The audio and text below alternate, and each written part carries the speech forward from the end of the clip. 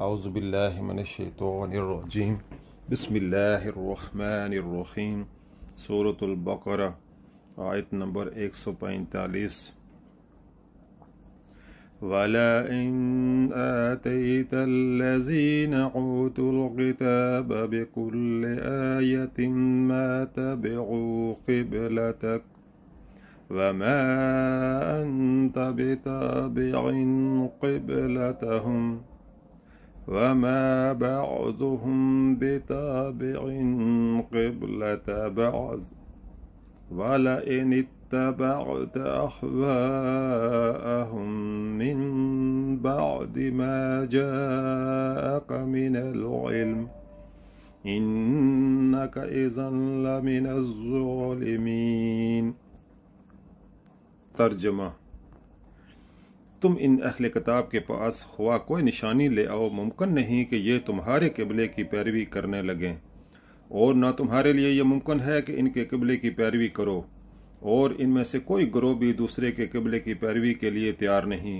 اور اگر تم نے اس علم کے بعد جو تمہارے پاس آ چکا ہے ان کی خواہشات کی پیروی کی تو یقیناً تمہارا شمار ظالموں میں ہوگا۔ مطلب یہ ہے کہ قبلے کے متعلق جو حجت و بحث یہ لوگ کرتے ہیں، اس کا فیصلہ نہ تو اس طرح ہو سکتا ہے کہ دلیل سے انہیں مطمئن کر دیا جائے، کیونکہ یہ تعصب اور ہٹ درمی میں مبتلا ہیں اور کسی دلیل سے بھی اس قبلے کو چھوڑ نہیں سکتے جسے یہ اپنی گروہ بندی کے تعصبات کی بنا پر پکڑے ہوئے ہیں، اور نہ اس کا فیصلہ اس طرح ہو سکتا ہے کہ تم ان کے قبلے کو اختیار کر لو، کیونکہ ان کا کوئی ایک قبلہ نہیں ہے جس پر یہ سارے گروہ متفق ہوں، اور اسے اختیار کر لینے سے قبلے کا جھگڑا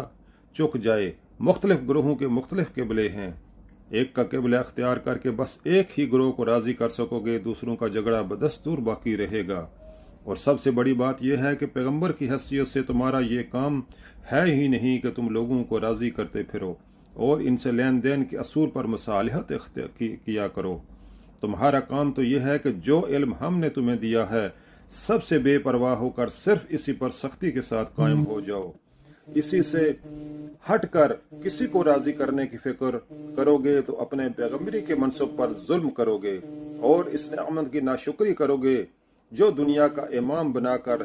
ہم نے تمہیں بخشی ہے۔